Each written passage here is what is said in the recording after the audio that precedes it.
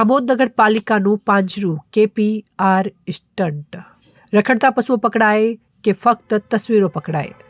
આમોદ નગરપાલિકા અચાનક જાગી છે, જાણે વર્ષો બાદ નગરમાં રખડતા પશુઓએ જનજીવન હચમચાવી નાખ્યું.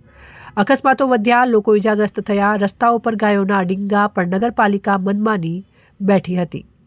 હવે સોશિયલ મીડિયા પર આક્ષેપો વધી ગયા, કેમેરા ચાલુ થયા અને નગરપાલિકાનું પાંજરું એક્શનમાં આવી ગયું. પણ નગરજનોનો આક્ષેપ, હમણાં જે પશુઓ પકડાયા એ નગરપાલિકાએ પકડ્યા કે પશુપાલકોએ જાતે જ લાવી આપ્યા?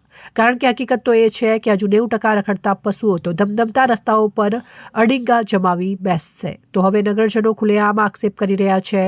નજર દેખાડવા માટેનું પાંજરું છે, ખરેખર આખા નગરમાંથી પશુઓ હટાવવાના ઈરાદા છે.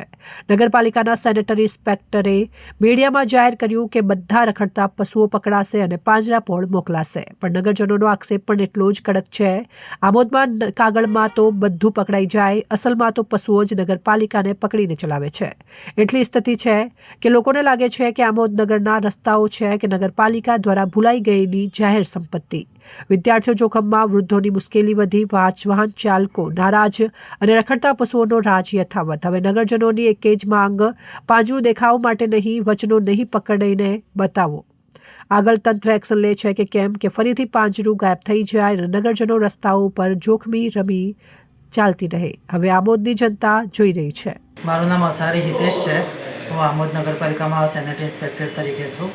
આજ રોજ આમોદ નગરપાલિકા દ્વારા અને સ્થાનિક રહીશોના સહયોગ દ્વારા આમોદમાં રખડતા ઢોર પકડવાની કામગીરી કરવામાં આવી છે, જે પકડીને અમે ભરૂચ પાંજરાપોળ ખાતે જમા આપેલ છે.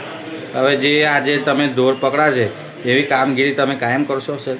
જે આ રેગ્યુલર રખડતા ઢોર પકડવાની કામગીરી આમોદ નગરપાલિકા દ્વારા ચાલુ જ રહેશે. રિપોર્ટર અંગુની ઝાકર, સંબંધ ભારત ન્યૂઝ, ભરૂચ.